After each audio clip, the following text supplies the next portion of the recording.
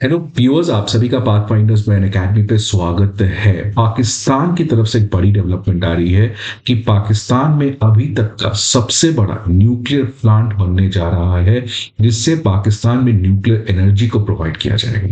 इसमें सबसे खास बात क्या है कि आज यूजुअल इस केस में अगर किसी कंट्री ने पाकिस्तान की खूब मदद की है तो वो है चाइना। पूरा डिजाइन इस न्यूक्लियर प्लांट का और बहुत सारे sophisticated state of art technology, ये चाइना ने पाकिस्तान को मदद किया है। अब ये न्यूज एज सच कोई बहुत बड़ा न्यूज नहीं है, बिकॉज कोई भी कंट्री अपने एनर्जी के लिए उसी किसी तरीके से उसको प्रोड्यूस तो करना है। अब पाकिस्तान भी अपने एनर्जी के लिए ये न्यूक्लियर प्लांट को बनाने जा रहा है। ये कोई न्यूक्लियर वेपन तो नहीं है जिससे हमें घबराने की बात होती है, बट अगर आप इसको जियोपॉलिटिकली देखेंगे तो इन डुअल यूज टेक्नोलॉजीज का पाकिस्तान यूज करके न्यूक्लियर वेपन भी बना सकता है।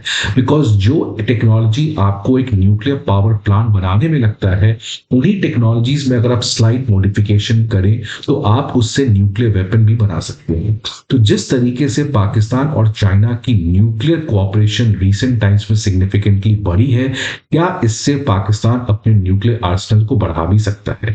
बिकॉज रिसेंट अगर आप रिपोर्ट्स देखिएगा तो बहुत सारे ऐसे रिपोर्ट्स हैं जो सजेस्ट करते हैं कि पाकिस्तान काफी तेज रेट से अपने न्यूक्लियर आर्सेनल्स को अपग्रेड कर रहा है, मॉडर्नाइज कर रहा है और जो क्वांटिटी है उसको एक्सपैंड भी कर रहा है। अब इससे इंडिया को तो प्रॉब्लम होगा ही, लेकिन सबसे बड़ा प्रॉब्लम आता है ग्लोबल पीस के लिए इसका इंपैक्ट क्या होगा। आप देखिए सीरिया में रिसेंटली क्या हुआ। जब देश में प्रॉब्लम आता है तो क्रांति होती है, क्रांति होती है तो एनार्की की तरफ बढ़ता है। तो सवाल आता है कि आज पाकिस्तान जो खुद इतने सारे चैलेंजेस से घिरा हुआ है, अब तो इनफैक्ट टेररिज्म जो अफगानिस्तान से पाकिस्तान के प्रति आ रहे वो भी बहुत ज्यादा बड़ा है। तो क्या पाकिस्तान में भी अगर किसी तरीके का ऐसा कोई चीज आता है और पाकिस्तान एक लॉलेसनेस की तरफ बढ़ती है, तो क्या ये न्यूक्लियर जो टेक्नोलॉजीज वहां पे मौजूद है, क्या ये किसी नॉन स्टेट फैक्टर के पास जा भी सकते हैं? इसके बारे में भी बहुत अच्छी रिपोर्ट जारी की गई थी जिसने ये बताया था कि अगर कहीं पे न्यूक्लियर वेपन या न्यूक्लियर रिलेटेड टेक्नोलॉजी जो सबसे ज्यादा खतरे में है, जो किसी भी समय कहीं भी प्रोलिफरेट हो सकते हैं किसी ऐसे टेररिस्ट एंटिटी के हाथों में जिससे दुनिया भर में प्रॉब्लम हो सकता है, तो वो कंट्री है पाकिस्तान। इसलिए Pakistan is a nuclear power, but it is the weakest country with respect to nuclear safety, जिससे ग्लोबल पीस पे भी खतरा हो सकता है। तो इन सभी चीजों को आज इस सेक्शन में हम लोग समझने का काम करेंगे। बट स्टूडेंट्स पहले देखिए न्यूज क्या आ रहा है। तो जो पाकिस्तान की न्यूक्लियर रेगुलेटरी अथॉरिटी है, उसने फाइनली लाइसेंस दे दिया है टू बिल्ड द चश्मा न्यूक्लियर पावर प्लांट यूनिट 4। ये जो चाशमा न्यूक्लियर पावर प्लांट है, इससे जो कैपेसिटी है, जो इलेक्ट्रिसिटी जनरेट की जाएगी वो बहुत ज्यादा है। आप देख सकते हैं 1200 megawatt, which is around 1.2 gigawatt आप एक प्लांट से एनर्जी को प्रोड्यूस कर पा रहे हैं। ये जो C5 है, ये एक advance third generation pressurized water reactor है जो चाइनीज हुआलोंग डिजाइन पे है। अगर आप बात करें इंडिया के पास, तो इंडिया के पास भी जो न्यूक्लियर एनर्जी के पावर प्लांट्स हैं वो भी सेम टेक्नोलॉजी यूज करते हैं, प्रेशराइज्ड वाटर रिएक्टर। लेकिन हमारा जो डिजाइन है वो हम रशियन डिजाइन को फॉलो करते हैं। ये जो न्यूक्लियर प्लांट पाकिस्तान में बनने जा रहा है, ये तीसरा न्यूक्लियर पावर प्लांट है जो इस पर्टिकुलर चाइनीज हुआलोंग डिजाइन को फॉलो करता है। इसके अलावा 2 पावर प्लांट्स इस समय कराची में हैं, जिनको कहते हैं Karachi nuclear power plant unit 2 और 3। न्यूक्लियर एनर्जी पाकिस्तान के एनर्जी सेक्टर में एक बहुत बड़ा रोल प्ले करता है, बिकॉज जो टोटल इलेक्ट्रिसिटी जनरेट पाकिस्तान करता है उसमें 27% इलेक्ट्रिसिटी पाकिस्तान को न्यूक्लियर एनर्जी से ही आ जाता है। अब यही चीज की मैं बात कर रहा था कि एक तरफ चाइना और पाकिस्तान की दोस्ती तो बहुत बड़ी है, लेकिन खासकर अगर आप बात करेगा सिविल न्यूक्लियर कोऑपरेशन में, उसमें भी चाइना जो है वो सिग्निफिकेंट मदद इस समय पाकिस्तान का कर रहा है। और आपको पता है कि इंटरनेशनल रिलेशन में कोई भी चीज आपको प्यार मोहब्बत से नहीं होता है, कोई ना कोई कुछ प्रोक्यो, कोई ना कोई फायदा, हिडन इंटरेस्ट रहता है। तो आखिर सवाल आता है कि चाइना क्यों इतना ज्यादा न्यूक्लियर कोऑपरेशन पाकिस्तान के साथ बढ़ा है। इस सभी चीजों को जियोपॉलिटिकली आज हम लोग इस सेशन में समझने का काम करेंगे। बट आगे बढ़ने के पहले आप सभी स्टूडेंट्स के लिए इंपॉर्टेंट इंफॉर्मेशन कि अकेडमी IAS के ऑफलाइन बैचेस करोल बाग, मुखर्जी नगर, पटना और प्रयागराज, इन चारों ऑफलाइन सेंटर में स्टार्ट हो चुके हैं। अगर आप एनरोल करना चाहते हैं तो आप एनरोल कर सकते हैं अभी भी at a very very special price of 59,999। Karol Bagh, Mukherjee Nagar, Prayagraj और पटना, इन चारों ऑफलाइन सेंटर के बैचेस और डिटेल्स आपको हमारे स्क्रीन पे देखने को मिल सकते हैं।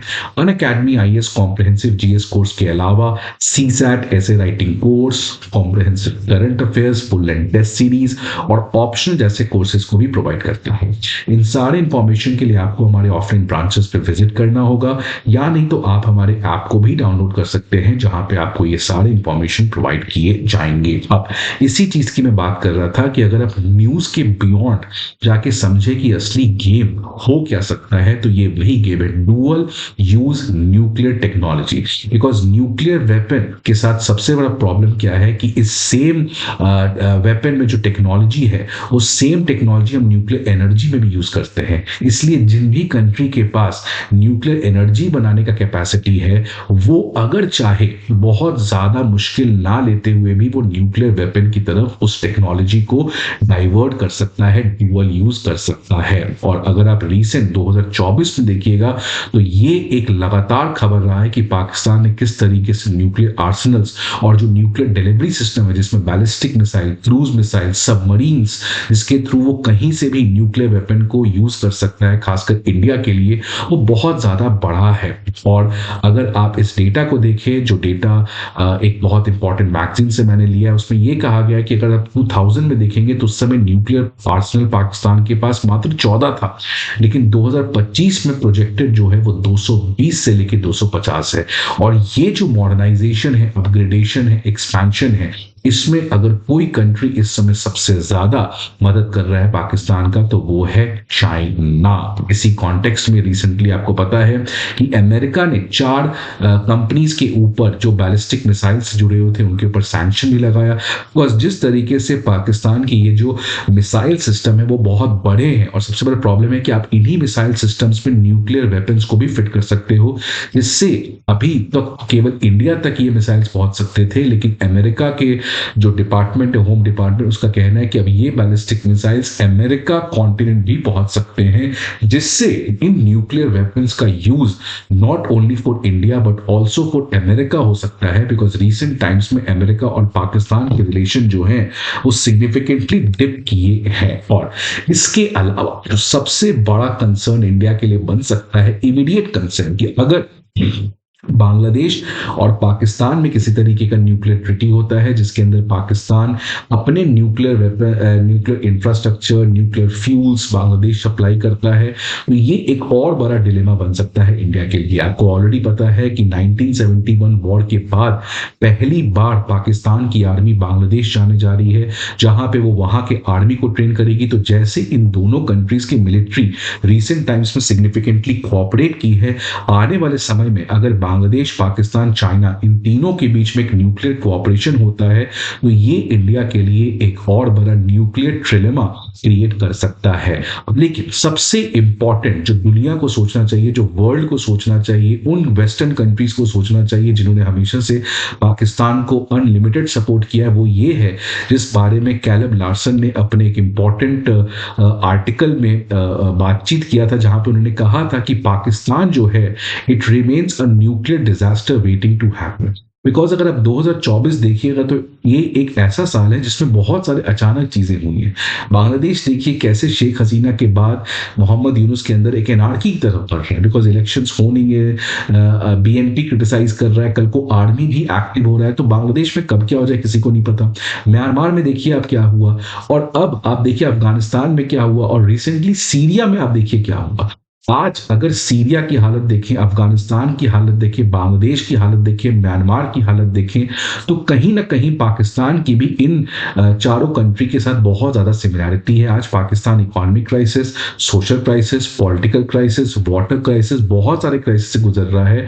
और पाकिस्तान में अब देखिएगा बहुत प्रोटेस्ट भी चल रहे हैं। अगर कल को पाकिस्तान में भी किसी तरीके की अराजकता होती है और किसी न किसी कारणवश ये जो न्यूक्लियर रिलेटेड टेक्नोलॉजीज हैं पाकिस्तान के पास, अगर ये किसी नॉन स्टेट एक्टर के पास चले जाते हैं, जैसे आपको पता है कि सीरिया में आज वही खतरा है कि कैसे केमिकल वेपन्स किसी नॉन स्टेट एक्टर के पास चला जाए। इसी कॉन्टेक्स्ट में इजराइल ने तो देखिए आप सीरिया में अटैक किया, तो ये सबसे बड़ा खतरा है कि पाकिस्तान जिस हिसाब से अपने न्यूक्लियर आर्सेनल को बढ़ा रहा है, अपने न्यूक्लियर टेक्नोलॉजी को कॉन्स्टेंटली अपग्रेड कर रहा है, क्या पाकिस्तान रियली उन चीजों को सिक्योर कर पाएगा? बिकॉज अगर आपके पास न्यूक्लियर वेपन है तो वो तभी तक ठीक है जब आप एक रिस्पॉन्सिबल मैच्योर कंट्री हो।